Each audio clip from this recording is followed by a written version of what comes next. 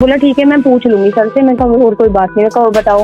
बोले मुझे रहने के लिए फ्लैट चाहिए 1 BHK। तो आज इसने इल्जाम लगा हम इसे पैसे दे दें, कल को फिर कोई दूसरी लड़की खड़ी हो जाए। क्योंकि भाई सीधी सी बात है, अगर घर में कुत्ता भी पालते हैं तो 2-4 महीने बाद उससे भी हमें बहुत लगाव हो जाता है। तो गई। नमस्कार दोस्तों, उत्तर कुमार भाव्या गौतम रेप केस में अब कुछ नए मामले सामने आए हैं और यहाँ तक कि कुछ नए चेहरों की भी इस केस में एंट्री हुई है। कविता जोशी ने उत्तर कुमार के पक्ष में अपना इंटरव्यू दिया है, जिसमें उन्होंने साफ साफ कहा है कि भाव्या गौतम ने उत्तम कुमार पर झूठे आरोप लगाए हैं। इस केस से रिलेटेड एक न्यू कॉल रिकॉर्डिंग सामने आई है, जिसमें भाव्या गौतम उनके वकील से उत्तर कुमार से 1 BHK फ्लैट और एक लग्जरी कार की डिमांड कर रही हैं केस को वापस लेने के लिए। तो वापस हो जाए आपका केस भी, ठीक है, केस भी वापस ले लो और आगे कोई दिक्कतें ना आए कुछ भी। तो आप मुझे बताओ आप क्या चाहती है?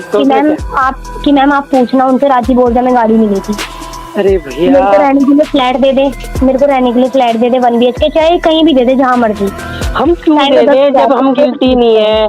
हम क्यों हाँ। क्या उत्तर कुमार पर लगे सभी आरोपों की कीमत केवल 1 BHK जमीन और यह एक लग्जरी कार है, या फिर भाव्या गौतम उत्तम कुमार पर बिल्कुल साफ साफ गलत आरोप लगा रही हैं? रिकॉर्डिंग मीडिया के सामने आने के बाद भाव्या गौतम अपनी इस बात से मुकर जाती हैं और वो साफ साफ मना कर देती हैं। अब ये वीडियो देखिए, जिसमें एक जर्नलिस्ट उत्तर कुमार के गांव जाता है और उसके पड़ोसियों से बातचीत करता है और उत्तर कुमार के कैरेक्टर पर सवाल उठाता है। तो वहाँ के गांव वाले उत्तर कुमार के कैरेक्टर को साफ बताते हुए वापस भाव्या गौतम के कैरेक्टर पर सवाल उठा देते हैं और बिल्कुल साफ साफ कह देते हैं कि भाव्या गौतम ने उत्तम कुमार पर बिल्कुल झूठे आरोप लगाए हैं।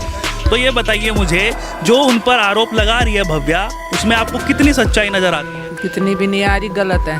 गलत क्या, कुछ लालच का है या फिर क्या है? बस लालच का ही है, लालच का ही है, पैसे चाहिए उसे।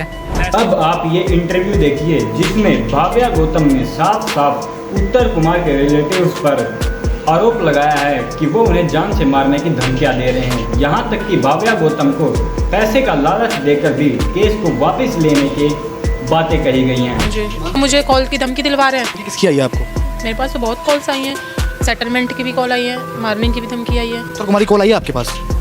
मैं आपको रिकॉर्डिंग भी सुना सकती हूँ। उस बंदे ने मुझसे सेटलमेंट के बारे में प्रॉपर बोला है कि भव्या मिल ले, तूने बताया क्यों नहीं, तुझे पैसे की ज़रूरत है, तूने केस कैसे कर दिया, तेरी इज्जत तो चल जाएगी। अब आप इस लड़की की भोली सूरत देखिए। क्या आपको किसी भी एंगल से देखकर यह लग रहा है कि इसके साथ कुछ गलत हुआ होगा? ये बस एक पब्लिसिटी स्टंट है। इस इंटरव्यू में ही जब भाव्या से पूछा जाता है कि क्या आप ये सब पैसे के लिए कर रही हैं, तो उनका कहना कुछ ऐसा था। भव्या को कितना पैसा चाहिए किस बात के लिए? अब ये केस को खत्म करने के लिए? मुझे क्यों पैसा चाहिए भाई? मुझे तो जेल चाहिए, आप जेल भिजवा दो। यहाँ तक कि भाव्या गौतम का कहना है कि उन्होंने उनकी कास्टिज्म के बारे में भी बहुत बुरा भला कहा। जाति शब्द बोले गए आपको, काम भी तो उन्होंने दिया ना। अगर जाति शब्द बोले गए तो फेमस तो उन्होंने किया ना आपको, आपको तो फेमस नहीं हुए ना। आप मानते हैं ना चीज़ की उत्तर कुमार ने मुझे फेमस किया है? अगर जो भी मेरी आज मैं हूँ वो उत्तर कुमार ने मुझे बनाया। नहीं, मैं नहीं मानती। जब इंटरव्यू में भाव्या से पूछा जाता है कि क्या आपको उत्तर कुमार की वाइफ के बारे में नहीं पता था, तो वो कुछ ऐसा जवाब देती हैं। ठीक है, मैं पूछा तो उन्होंने कहा नहीं ये मेरी को आर्टिस्ट है, नहीं ये मेरी वाइफ नहीं है। मेरी वाइफ है? नहीं, उन्होंने नहीं। और है? नहीं। जब भाव्या गौतम का उत्तर कुमार के साथ गाना रिलीज होता है राजीव बोल जा, इसके बाद भाव्या गौतम को बहुत ज़्यादा हाइप मिलती है और उनका इंडस्ट्री में नाम होता है। जब भाव्या से सवाल किया जाता है कि आपको इस मुकाम पर पहुंचाने के पीछे कौन है, तो वो उत्तर कुमार का नाम न लेकर अपना भाग्य का नाम लेती है। आपको फेम मिल गया? हाँ। दिलवाने वाला कौन था?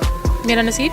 जब भाव्या ने उत्तर कुमार पर ये सभी आरोप लगाए, तभी उत्तर कुमार जहर खा लेते हैं और 2 दिन हॉस्पिटल में रहने के बाद कोर्ट उन्हें जुडिकल कस्टडी के अंदर डाल देता है। भाव्या का कहना है कि उत्तर कुमार के खिलाफ पुलिस FIR दर्ज नहीं कर रही है, जबकि भाव्या के पास उत्तर कुमार के खिलाफ एक सबूत हैं। पर भाव्या उत्तर कुमार के खिलाफ पुलिस को कोई भी एविडेंस नहीं दे पा रही है, जिसके कारण पुलिस FIR नहीं कर रही। अब देखना यह है कि इस केस को झूठी बुनियाद पर कब तक लड़ा जाता है कि कोर्ट बिना किसी एविडेंस के उत्तर कुमार को कितने दिनों तक जेल में रखता है।